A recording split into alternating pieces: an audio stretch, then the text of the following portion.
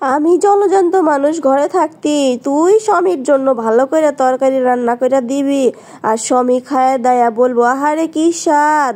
আর আমি চায়া চায়া দেখমু এত ভালো মানুষ তো আমি না। বড় বউ স্বামীর জন্য তরকারি রান্না করছে আর ছোট বউ দেখে মনে মনে বলতেছে যে আজকে তো আমার একটা ব্যবস্থা করাই লাগবো।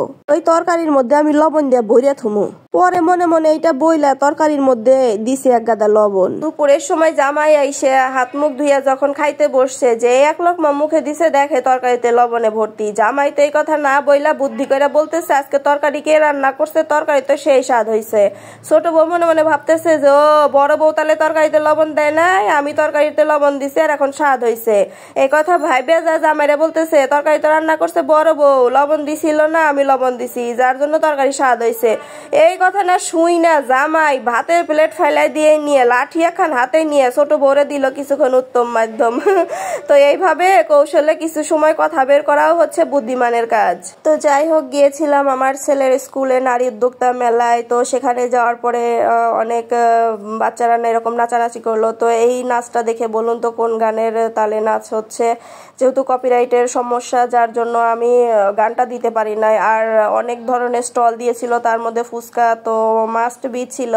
আর আমরা মেয়েরা তো ফুচকা লাভার, ফুচকা পাইলে তো আর কোনো কিছুই মনে থাকে না। তো ফুচকা খেলাম। তো এখানে অনেক ধরনের স্টল দিয়েছিল, সেগুলো ঘুরে ঘুরে দেখলাম। বিভিন্ন খাবারের স্টল ছিল, সব কিছুই একটু একটু করে টেস্ট করেছি। সব কিছুই মোটামুটি ভালোই ছিল।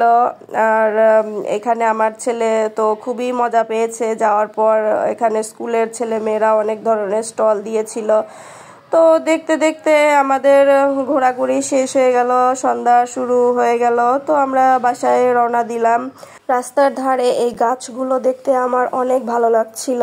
আমার তো মনে হয় যে পুরো শহরের যেখানে যেখানে ফাঁকা জায়গা আছে সব জায়গায় গাছ লাগানো উচিত। আর এখন তো বর্ষার সিজন প্রায় এসেই যাচ্ছে, এই সময়টা গাছ লাগানো উত্তম। তো আপনারা চেষ্টা করবেন বাড়ির আঙিনায় বা ফাঁকা জায়গায় গাছ লাগাতে। গাছ পরিবেশের ভারসাম্য রক্ষা করে আর প্রকৃতিকে অনেক সুন্দর করে।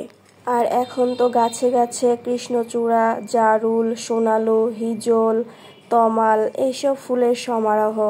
তো এগুলো তো আসলে আমাদের প্রকৃতির জন্য অনেক সৌন্দর্য বহন করে। এইসব গাছকে এতটাও যত্ন করতে হয় না, তারপরও এরা তাদের অনেক সৌন্দর্য আমাদের মাঝে তুলে ধরে। তো আমাদের উচিত প্রত্যেকেরই গাছ লাগানো। গাছ শুধু যে প্রকৃতির ভারসাম্য রক্ষা করে তাই না, গাছ আমাদেরকে অক্সিজেন দেয়। গাছ আমাদের ভবিষ্যৎ প্রজন্মের জন্য অনেকটা ভূমিকা রাখে। কারণ এই প্রকৃতি সুন্দর হলে, নির্মল সবুজ হলে আমাদের পরবর্তী প্রজন্ম সুন্দরভাবে এই পৃথিবীতে বসবাস করতে পারবে। তাই আমাদের উচিত প্রত্যেকেই গাছ লাগানো। তো আসুন আমরা সবাই গাছ লাগাই, প্রকৃতিকে সুন্দর করি।